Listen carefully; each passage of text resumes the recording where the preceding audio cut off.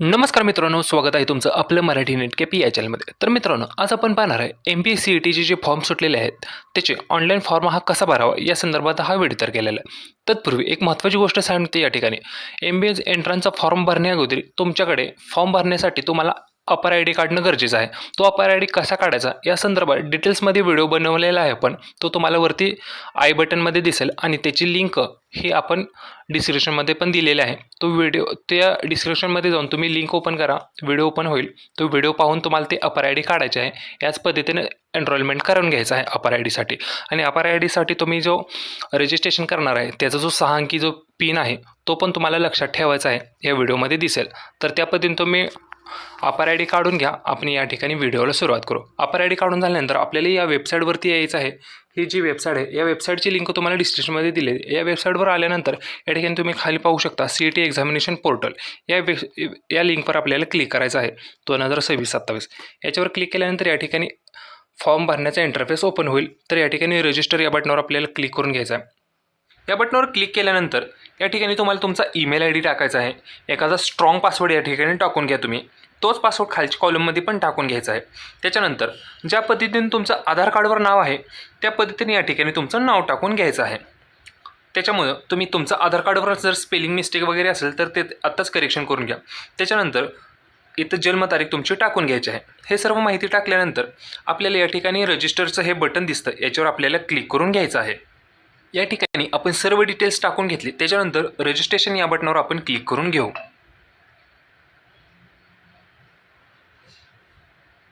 या बटनावर क्लिक केल्यानंतर या ठिकाणी आपल्या ईमेल आय डीवर त्यांनी एक व्हेरिफिकेशन कोड पाठवतात. तो या ठिकाणी आपल्याला व्हेरिफिकेशन करून घ्यायचा आहे. आता ते कसं करायचं मी तुम्हाला या ठिकाणी ईमेलमध्ये जाऊन दाखवतो. तर या ठिकाणी आपण ईमेल आय डीवरती आलेलो आहोत. तर या ठिकाणी आपल्याला पहिला मेसेज दिसतो बघा, MHCET या ऑप्शनवर आपल्याला क्लिक करून घ्यायचं आहे. तर या ऑप्शनवर क्लिक केल्यानंतर या ठिकाणी व्हेरीफायचा एक तुम्हाला मेसेज दिसेल, व्हेरीफाय ईमेल. तर या व्हेरीफाय ईमेल या बटनावर आपल्याला क्लिक करून घ्यायचं आहे. तर इथे काही मिनिटे वेळ घेईल आणि या ठिकाणी आपलं प्रोसीड होईल. त्याच्यानंतर क्लिक हिअर टू प्रोसीड या बटनावर आपल्याला क्लिक करून घ्यायचं आहे. तर या ठिकाणी पाहू शकता your email address has been successfully verify असं मेसेज येईल. हे असं झाल्यानंतर परत आपल्याला आपल्या CETच्या ॲप्लिकेशन फॉर्ममध्ये यायचं आहे. तुमचा ईमेल सक्सेसफुली व्हेरीफाय झाल्यानंतर आपल्याला परत या वेबसाईटवरती यायचं आहे. या वेबसाईटवर आल्यानंतर आपला तयार केलेला ईमेल आय डी आणि तयार केलेला पासवर्ड या ठिकाणी टाकून खाली दिलेले साइन इन या बटनावर क्लिक करून घ्यायचं आहे. त्याच्यानंतर आपल्यासमोर असा डॅशबोर्ड ओपन होईल की तुमचा हा जो भरलेला फॉर्म आहे त्याच्यानंतर तुम्ही जे डिजिलॉकरवरती अकाउंट तयार केलेलं आहे त्या अकाउंटनुसार आपल्याला फॉर्म भरायचा आहे. त्यासाठी प्रोसीड टू डिजिलॉकर या बटनावर आपल्याला क्लिक करून घ्यायचं आहे.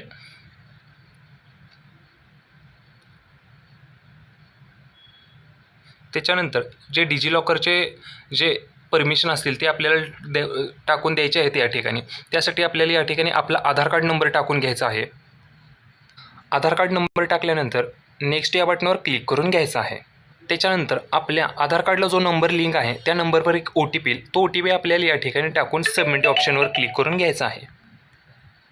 OTP टाकला त्याच्यानंतर सबमिट बटनावर आपण क्लिक करून घेऊ. त्याच्यानंतर आपण डिजिलॉकर ओपन करण्यासाठी जो 6 अंकी पिन टाकला होता तो पिन या ठिकाणी आपल्याला टाकून घ्यायचा आहे. पिन टाकून झाला त्याच्यानंतर डन या ऑप्शनवर क्लिक करू आपण. तर याच्यामध्ये आपल्याला अपर आय डी आणि आधार कार्ड या दोन्हीची आपल्याला परमिशन द्यायची आहे. त्याच्यानंतर अलाव या बटनावर क्लिक करून घ्यायचं आहे. त्याच्यानंतर ते ॲटोमॅटिक प्रोसेस करून घेईल. तर हे जे पहिल्यांदा जर तुम्हाला हे माहीत नसेल आपण डिजिलॉकरवर अकाउंट कसं तयार करायचं, त्याच्यामध्ये आपला अपर आय डी कसा काढायचा, तर त्यासाठी मी एक स्पेशल व्हिडिओ तयार केलेला आहे. तो वरती कोपऱ्यामध्ये तुम्हाला आय बटनमध्ये त्याची लिंक दिसेल. त्या बटनावर क्लिक करून तुम्ही तुमचा अपर आय डी तयार करू शकता. त्याच्यानुसार तुमची हा प्रोसेस या ठिकाणी फिल होईल. तर कोणाला माहीत नसेल तर त्याची लिंक मी डिस्क्रिप्शनमध्ये पण देईल, अपर आय डी कसा काढायचा ते. त्या पद्धतीने तुम्ही अपर आय डी काढून घ्या आणि त्यानुसार या ठिकाणी आपल्याला आधार कार्ड नंबर टाकून घ्यायचा आहे, पासवर्ड OTP टाकायचा. त्याच्यानंतर जो 6 अंकी कोड टाकला आपण तो कोड टाकून घ्यायचा आहे. त्या पद्धतीने या ठिकाणी प्रोसेस करायची आहे. त्याच्यानंतर आपल्यासमोर असा इंटरफेस ओपन होईल. त्याच्यानंतर या ठिकाणी आपल्याला आपला अपर आय डी टाकून घ्यायचा आहे. इथं आपला मोबाईल नंबरचा टाकून घ्यायचा आहे, जो नंबर चालू आहे तो. त्याच्यानंतर खाली घेऊन घ्यायचा आहे आपल्याला. त्याच्यानंतर या ठिकाणी आपल्याला आपलं वडिलांचं नाव टाकायचं आहे. याच्यामध्ये नाव सांगितलं आहे बघा, ॲज पर 10वी-12वीचे मार्कशीट, म्हणजे तुमच्या 10वी-12वीच्या मार्कशीटवर ज्या पद्धतीने नाव आहे त्या पद्धतीने या ठिकाणी तुमचं नाव टाकून घ्या. त्याच्यानंतर खाली या ठिकाणी आपल्याला आईचं नाव टाकून घ्यायचं आहे. जेंडर मेल फिमेल काय असेल ते तुमचं सिलेक्शन करून घ्या तुम्ही. हे सर्व टाकून झाल्यानंतर खाली आपल्याला या ठिकाणी आपल्याला रिलिजन विचारेल. रिलिजन तुमचं टाकून घ्या. तुमचं रिलिजन काय असेल ते हिंदू मुस्लिम सिख वगैरे काय असेल ते तुम्ही या ठिकाणी तुमचे रिलिजन टाकून घ्यायचं आहे. या पद्धतीने सिलेक्शन करा. त्यानंतर रिजन विचारेल, तुम्ही अर्बन एरियामधून आहे का रुरल एरिया. रुरल म्हणजे खेडेगाव, अर्बन म्हणजे शहर. त्या पद्धतीने तुम्ही कोणत्या ठिकाणाहून बिलॉंग करता ते टाकून घ्यायचं आहे. मदर टंगमध्ये या ठिकाणी मराठी सिलेक्शन करून घ्या तुम्ही. नॅशनॅलिटी इंडियन ऑटोमॅटिक येईल. त्यानंतर फॅमिली इन्कम विचारेल. या ठिकाणी तुमची जी फॅमिली उत्पन्न असेल ते उत्पन्न या ठिकाणी सिलेक्शन करून घ्यायचं आहे.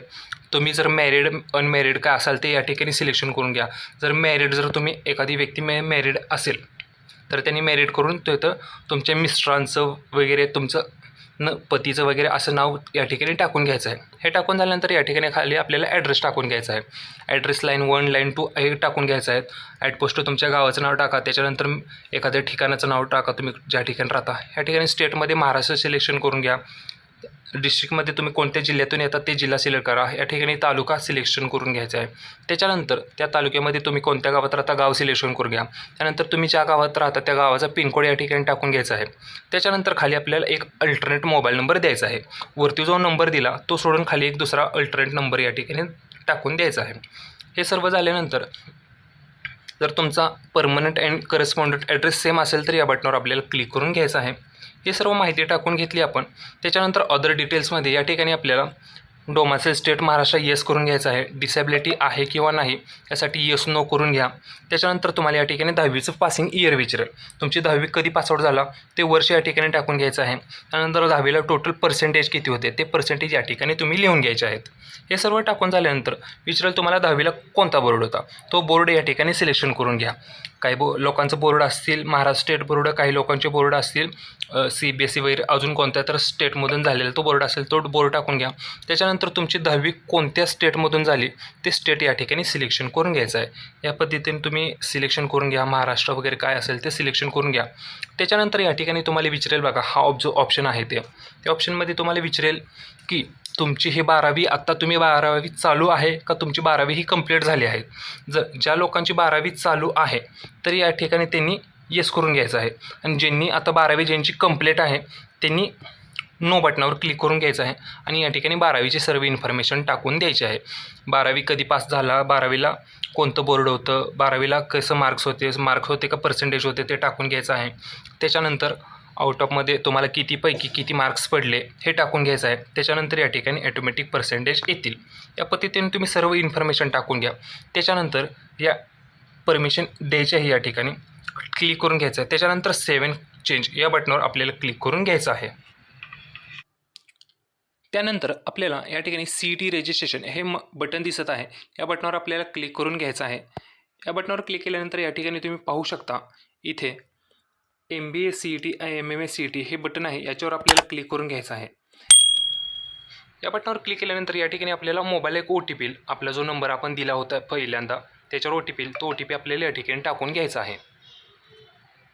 OTP टाकून व्हेरीफाय या बटनावर क्लिक करून घेऊ आपण. आपल्यासमोर असा इंटरफेस ओपन होईल. याच्यामध्ये तुम्ही ही माहिती पाहू शकता की तुम्हाला MBAला टोटल फी किती आहे, कोणत्या कास्टला फी किती आहे. तर इथे पाहू शकता तुम्ही. तुम्हाला मराठीच्या ह्याच्यातलं दाखवतो मी. या ठिकाणी ह्या जे सर्व कास्ट आहेत SC ST OBC VGN TNT DB SBC SCBC EWS या वगैरे ज्या ह्या कॅटेगरी आहेत या कॅटेगरीसाठी तुम्हाला या ठिकाणी फी दाखवलेली आहे. पाहू शकता इथे ही जी प्रवर्ग आहे या सर्व प्रवर्गासाठी कास्टसाठी तुम्हाला फी आहे बघा. पाहू शकता 1300 रुपये फी आहे. याच्यामध्ये तुम्हाला काय सांगितलं आहे तर आता तुमचे या ठिकाणी 2 पेपर होणार आहेत. 2 पेपर कसे, पहिला पेपर असणार आहे तो एप्रिलमध्ये, दुसरा पेपर असणार आहे तो मे महिन्यात. म्हणजे असे तुमचे 2 अटेम्प्ट असणार आहेत. जर तुम्हाला एकाच पेपरसाठी अटेम्प्ट करायचा असेल तर त्या ठिकाणी तुम्हाला 1300 रुपये फी लागणार आहे. जर तुम्हाला दोन्ही पण अटेम्प्ट द्यायचे असेल तर या ठिकाणी तुम्हाला 2600 फी लागणार आहे. या ठिकाणी तुम्ही हे जे महत्त्वाचे हे सर्व मुद्दे आहेत हे मुद्दे तुम्ही पूर्ण वाचून घ्या. याच्यामध्ये तुम्हाला डिटेल्समध्ये समजेल की तुम्हाला फी स्ट्रक्चर कसं असणार आहे, कास्टसाठी किती, ओपनसाठी किती. मी थोडक्यात सांगितलं आहे.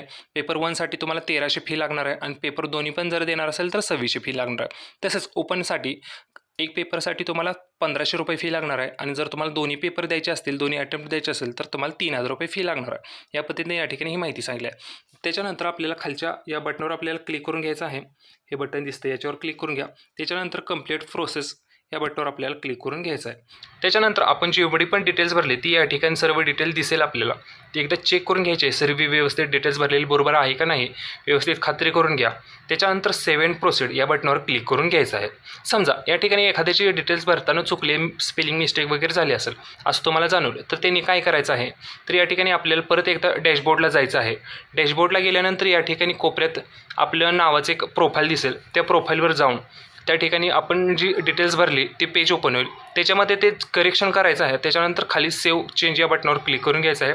तिथे चेंज केल्यानंतर या ठिकाणी चेंजेस झालेले या ठिकाणी दिसेल तुम्हाला. त्याच्यानंतर या ठिकाणी येऊन आपल्याला परत एकदा सेव्ह अँड प्रोसीड या बटनावर क्लिक करून घ्यायचे आहेत. म्हणजे आपल्याला डिटेल्स आपले बरोबर आहे असं गृहीत धरू आपण. त्याच्यानंतर या ठिकाणी ॲड्रेस दिसेल, ते ॲड्रेस पण आपला बरोबर आहे असं गृहीत धरून सेव्ह अँड प्रोसीड या बटनावर क्लिक करून घेऊ आपण.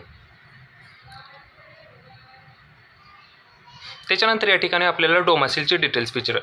या ठिकाणी पहिल्यांदा या ठिकाणी विचारेल डिसेबिलिटी. तुमची डिसेबिलिटी असेल तर येस करा, नसेल तर नो करा. ऑर्फन आहे तर मी असेल तर येस करा, नसेल तर नो करून घ्या. तुमची कास्ट कोणती, या ठिकाणी तुम्हाला डोमासिल विचारेल. डोमासिल आपण स्टेट महाराष्ट्र आहे तर येस केलेलं आहे. त्याच्यानंतर तुमची कास्ट कोणती या ठिकाणी ऑप्शन आहे तर त्या कास्ट कोणती ते कास्ट या ठिकाणी सिलेक्शन करून घ्यायची आहे. त्याच्यानंतर विचारेल तुमची कास्ट कोणती, कास्टमध्ये तुमची जात कोणती येते त्या जात आपली या ठिकाणी सिलेक्शन करून घ्यायची आहे. या ठिकाणी आपण आपली कास्ट सिलेक्ट केली. त्याच्यानंतर तुम्हाला विचारेल या ठिकाणी तुमच्याकडे जातीचे प्रमाणपत्र आहे का, तर या ठिकाणी अवेलेबल असेल तर येस करा. जर अवेलेबल नसेल, तुम्ही काढाय दिला असेल, तुमच्याकडे टोकन असेल तर या ठिकाणी apply but not received click करा. जर तुमच्याकडे जर नसेल आता अवेलेबल तरी पण या ठिकाणी नॉट अप्लाय या बटनावर क्लिक करून घ्यायचं आहे. तर काही प्रॉब्लेम येणार नाही. ते तुम्ही नंतर काढलं तरी चालेल सर्टिफिकेट, तरी पण तुम्ही सर्टिफिकेट काढायला टाकून घ्या. या ठिकाणी आपल्याकडे आहे तर आपण या ठिकाणी अवेलेबल म्हणून करू आणि अवेलेबल असेल याचा सर्टिफिकेट नंबर टाकून घ्यायचा आहे. त्याच्यानंतर या ठिकाणी पुढे आपल्याला विचारेल तुमच्याकडे कास्ट व्हॅलिडिटी आहे का, असेल तर येस करा, नसेल तर नॉट अप्लाय म्हणून करा. ते नंतर काढली तरी चालेल. त्याच्यानंतर तुमच्याकडे कास्ट व्हॅलिडिटी नॉन क्रिमिनल आहे का विचारेल या ऑप्शनमध्ये. जर तुमच्याकडे नॉन क्रिमिनल असेल तर या ठिकाणी अप्लाय म्हणून करायचं आहे. जर नसेल तर नॉट अप्लाय म्हणून केलं तरी चालेल, काय अडचण येत नाही या ठिकाणी. त्याच्यानंतर तुम्ही मायनरमध्ये येतात का, तर मायनरमध्ये येत असेल तर येस करा, नसेल तर नो करून घ्यायचं. त्याच्यानंतर सेव्ह अँड प्रोसीड या बटनावर क्लिक करून घ्यायचे आहे. या सर्व डिटेल्स टाकून आपण सेव्ह अँड प्रोसीड या बटनावर क्लिक करू. इथे डोमासेल आणि कॅटेगरीचे डिटेल्स टाकून झाले. त्याच्यानंतर आपण क्वालिफिकेशन डिटेल्समध्ये येऊ. तर या ठिकाणी आपले पाहू शकता तुम्ही येथे 10वीचे डिटेल्स भरलेले आहे, 12वीचे डिटेल्स पण आपण भरलेले आहे प्रोफाईलमध्ये, त्यामुळे ते या ठिकाणी भरण्याची गरज नाही. तर या ठिकाणी आता ग्रॅज्युएशनचे डिटेल्स भरून घ्यायचे आहे. ग्रॅज्युएशनच्या डिटेल्समध्ये जर तुम्ही या ठिकाणी पाहू शकता, जर तुम्ही ग्रॅज्युएशन आता लास्ट इयरला असाल, थर्ड इयरला असाल तर या ठिकाणी अपेअर म्हणून करायचं आहे. आणि कोणत्या पदवीला शिकत आहात, BA, BSc, BCom वगैरे कोणती पण असेल तुमची ब्रँच, ती या ठिकाणी फक्त सिलेक्शन करून कन्फर्म करून सेव्ह अँड सबमिट करून घ्यायचं आहे. ज्या पण लोकांची ग्रॅज्युएशन पूर्ण आहेत त्यांनी काय करायचं आहे, या ठिकाणी पास म्हणायचं आहे. कधी पासआउट झाला ते वर्ष या ठिकाणी सिलेक्ट करून घ्या. कोणत्या शिक्षणामधून पास झाला, BComमधून झाला तर या पद्धतीने हे सिलेक्शन करून घ्या. तर BComला तुम्हाला CGPA होतं का पर्सेंटेज होतं ते या ठिकाणी सिलेक्शन करून घ्यायचं आहे. त्याच्यानंतर तुम्हाला BComला हे किती मार्क्स पडले ते मार्क्स या ठिकाणी टाकून घ्यायचे आहेत. तुम्हाला किती मार्क्स पडले आणि कितीपैकी होते ते, म्हणजे समजा 1800 पैकी तुम्हाला किती मार्क होते तर या ठिकाणी 1800 लिहून घ्यायचं आहे. आणि 1800 पैकी किती मार्क्स पडले 1250, तर या पद्धतीने त्या ठिकाणी माहिती टाकून घ्यायची आहे. हे दोन्ही % टाकल्यानंतर या ठिकाणी पर्सेंटेज ॲटोमॅटिक कॅल्क्युलेटेड होतील. त्याच्यानंतर जर तुम्हाला 60पेक्षा जास्त पर्सेंटेज असतील तर या ठिकाणी क्लास विचारेल. क्लास फर्स्ट क्लास करून घ्यायचा आहे. 90पेक्षा जास्त असेल तर फर्स्ट क्लास विथ रिस्ट्रिक्शन करायचं आहे. आणि 45 ते 60 या दरम्यान असेल तुम्ही तर या ठिकाणी सेकंड क्लास या ठिकाणी सिलेक्शन करून घ्यायचं आहे. आणि 45पेक्षा कमी मार्क्स असतील तर या ठिकाणी 5 क्लास सिलेक्शन करून घ्यायचं आहे. तर ह्या ठिकाणी ही सर्व माहिती भरून घेऊ आणि त्याच्यानंतर आपण सेव्ह नेक्स्ट करू. इथे पाहू शकता आपण ग्रॅज्युएशनचे सर्व डिटेल्स टाकले आहेत. त्याच्यानंतर आपण सेव्ह अँड प्रोसीड या बटनावर क्लिक करून घेऊ. हे डिटेल्स सेव्ह झाल्या. त्याच्यानंतर मी तुम्हाला मागाशी सांगितलं होतं first attempt and both attempts. जर फर्स्ट अटेम्प्ट जर तुम्ही सिलेक्शन केला तर या ठिकाणी तुम्हाला एकच पेपर द्यायचा आहे मार्च एप्रिलमधला. जर तुम्ही बोथ केला तर तुम्ही एप्रिल आणि मे ह्या दोन्ही ठिकाणचे पेपर आहेत, दोन्ही पण तुम्ही पेपर देऊ शकता. त्याच्यानंतर आपल्याला एक्झाम सेंटर या ठिकाणी चॉईस करून घ्यायचं आहे. तर एक्झाम सेंटर हे महाराष्ट्रातलं पाहिजे. तर या ठिकाणी आपल्याला एक्झाम सेंटर सिलेक्शन करून घ्यायचं आहे. महाराष्ट्रामधले एक्झाम सेंटर असणार आहेत तर या ठिकाणी 4 सेंटर सिलेक्ट करून घ्यायचं आहेत. 1 2 3 4. तर या ठिकाणी तुम्हाला जिल्ह्याची नावं दिसतात, त्यातले कोणत्या जिल्ह्यात तुम्हाला पहिली एक्झाम पाहिजे ते एक्झाम रेफरन्स या ठिकाणी देऊन टाकायचं आहे. पहिल्यांदा आपल्याला सांगली पाहिजे, 2 नंबरला तुम्हाला कोणता पाहिजे रेफरन्स ते या पद्धतीने या ठिकाणी सिलेक्शन करून घ्यायचं आहे. हे माझ्या गावापासून हे 4 सेंटर हे जवळचे आहेत तर मी हे 4 सेंटर सिलेक्शन करून घेत आहे. तर तुमच्या गावापासून जे सेंटर जवळ असतील ते तुम्ही सेंटर या ठिकाणी सिलेक्शन करून घ्यायचे आहे. त्याच्यानंतर या ठिकाणी तुम्हाला mock and psychometric test information या ठिकाणी विचारत आहे. तर या ठिकाणी तुम्हाला मोक टेस्ट या ठिकाणी तुम्हाला घ्यायच्या आहेत का विकत यांच्याकडून. तर घ्यायच्या असतील तर या ठिकाणी तुम्हाला 1180 रुपयाचं पेमेंट करावं लागणार आहे. जर तुम्हाला हे जर नको असेल तर या ठिकाणी पाहू शकता 3 सिलेक्शन केले आहेत. कम्प्लिमेंटरी टेस्ट काउंट या ठिकाणी 3 हे ॲटोमॅटिक येतं, त्यामुळे त्याच्यात आपल्याला बदल काय करता येत नाहीत आणि ते 0 कॉस्टमध्ये भेटतं तुम्हाला. त्याच्यानंतर ॲडिशनल टेस्ट काउंट आहे, जर ते आपल्याला जर नको असेल तर या ठिकाणी आपल्याला 0 सिलेक्ट करायचं आहे. हे यातली समोरची ॲटोमॅटिक अमाऊंट रिमूव्ह होते. त्याच्यानंतर सायकोमेट्रिक टेस्ट काउंट आहे ते पण आपल्याला 0 करायचं आहे, तर या ठिकाणीची अमाऊंट पण गेलेली दिसून येते. त्या पद्धतीने आपल्याला या ठिकाणी मोक टेस्टसाठी कोणता पण 1 रुपयासुद्धा द्यायचा नाही. त्याच्यानंतर आपल्याला आय ॲग्री बटनावर क्लिक करून 7 प्रोसीड बटनावर क्लिक करून घ्यायचं आहे. त्याच्यानंतर या ठिकाणी विचारायला आपल्याला आता डॉक्युमेंट्स अपलोड करायचे ऑप्शन. त्याच्यानंतर अपलोड नाव या बटनावर क्लिक करून घ्यायचं आहे आपल्याला. तर या ठिकाणी आता फोटो आणि सिग्नेचर या ठिकाणी अपलोड करून घ्यायचं आहे आणि एखादं व्हॅलिड ID प्रूफ पण द्यायचं आहे आपल्याला. तर ID प्रूफ कोणता द्यायचा आहे, याच्यामध्ये पॅन कार्ड असेल, driving license, voter ID, bank passbook, Aadhaar card. Mostly बऱ्यापैकी सर्वांकडे आधार कार्ड असतं, तर या पद्धतीने मी सजेशन करेन की तुम्ही या ठिकाणी आधार कार्ड अपलोड करा. ज्यांच्याकडे आधार कार्ड अवेलेबल नसेल आता तर त्यांनी यापैकी कोणतं पण डॉक्युमेंट अपलोड केलं तरी चालेल. तर या ठिकाणी आता आपल्याकडे अवेलेबल डॉक्युमेंट आधार कार्ड आहे तर आपण आधार कार्ड करून घेणार आहे अपलोड. तर आता हे अपलोड कसं करायचं, PDF फॉर्मॅट असेल किंवा JPG फॉर्मॅट, तुमच्याकडे जो फॉर्मॅट अवेलेबल असेल त्या फॉर्मॅटमध्ये तुम्ही या ठिकाणी अपलोड करून घ्यायचं आहे. आणि याच्यामध्ये आता एक फोटो अपलोड करताना एक इन्स्ट्रक्शन आहेत, ते कसे अपलोड करायचे या ठिकाणी मी तुम्हाला सांगतो. फोटो हा 6 महिने जुना फोटो नसावा आणि फोटोचा हा बॅकग्राऊंड हा लाईट कलरचा बॅकग्राऊंड असावा. म्हणजे मोस्टली बऱ्यापैकी हा व्हाईट कलरचा बॅकग्राऊंड असला म्हणजे तुमचा फोटो हा व्यवस्थित अपलोड होईल. बऱ्यापैकी सजेशन करा की तुम्ही लाईट कलरचा बॅकग्राऊंड असला पाहिजे, डार्कमध्ये नसावा, काळा बॅकग्राऊंड, निळा बॅकग्राऊंड या पद्धतीने नसावा. हा लाईट बॅकग्राऊंड असला म्हणजे फोटो हा व्यवस्थित अपलोड होईल, काही क्युरी येणार नाहीत.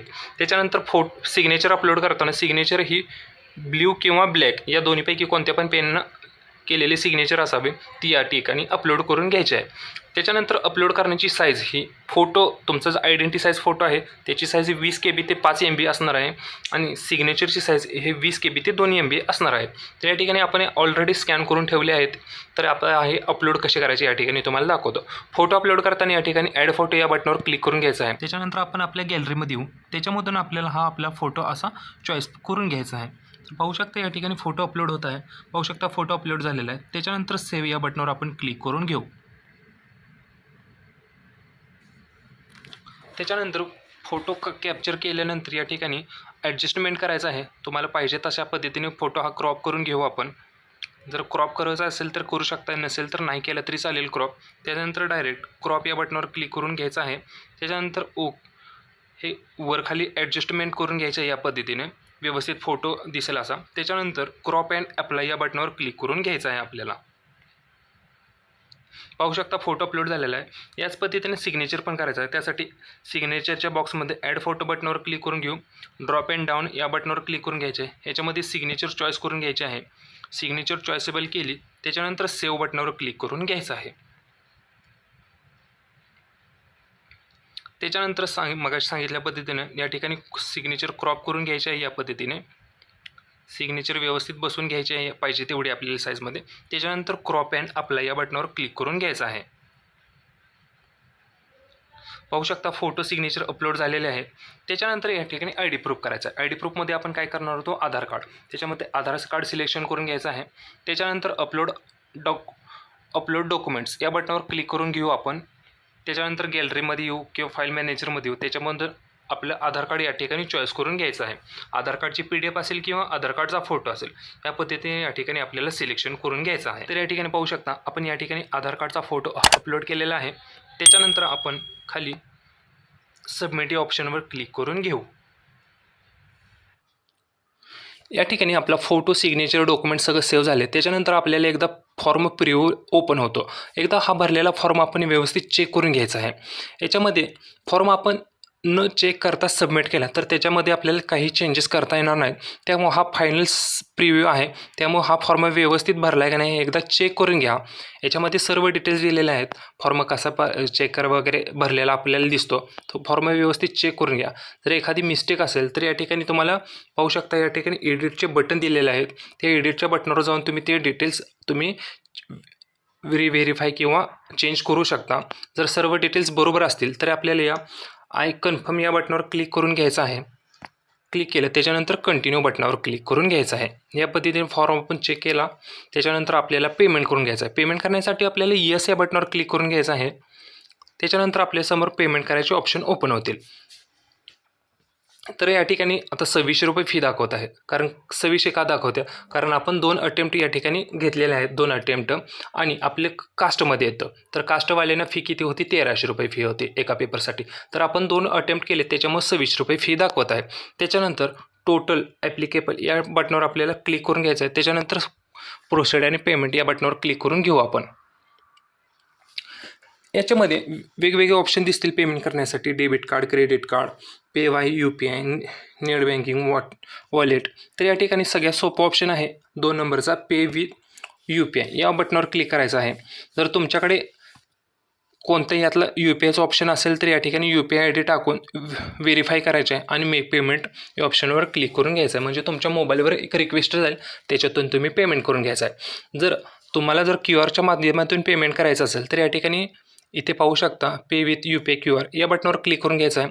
या ठिकाणी QR ओपन होईल. QR ओपन झाल्यानंतर तुमच्या मोबाईलच्या ॲप्लिकेशनमधून हे QR कोड स्कॅन करून घ्यायचा आहे. पेमेंट कट होईल ॲटोमॅटिक. पेमेंट कट झाल्या या ठिकाणी तुमच्या इथे फॉर्मची प्रिंट दिसणार आहे. ती प्रिंटआउट डाउनलोड करून तुम्ही त्याची प्रिंटआउट काढून ठेवायची आहे. या पद्धतीने हा MBA CETचा फॉर्म भरायचा आहे. याच्यामध्ये तुम्हाला काही डाऊट असतील, काही क्वेश्चन असतील ते आम्हाला कमेंट बॉक्समध्ये सांगा. 100% खात्रीशीर त्याची तुम्हाला उत्तरं दिली जातील. आणि CET संदर्भात नेक्स्ट अपडेट काय असणार आहे, पुढची माहिती काय येणार आहे, एक्झाम कधी असणार आहे, त्याचे हॉल तिकीट कसे डाउनलोड करायचे, ह्या ज्या इम्पॉर्टंट गोष्टी आहेत त्याच्यासाठी तुम्ही आत्ताच आपल्या चॅनलला सबस्क्राईब करून ठेवा आणि व्हॉट्सअप ग्रुप जॉईन करायला विसरू नका. कारण व्हॉट्सअप ग्रुपमध्ये पण इम्पॉर्टंट नोट्स वगैरे तुम्हाला त्या ठिकाणी दिले जातील. याच्यामध्ये काही शंका असतील तर ते आम्हाला बिनधास्त कमेंट बॉक्समध्ये सांगा. आणि हा व्हिडिओ आवडला असेल तर व्हिडिओ लाईक करा, शेअर करा, सबस्क्राईब करा आणि तुमच्या मित्रमैत्रिणींसोबत हा व्हिडिओ शेअर करा आणि एक लाईक करा हे सांगा.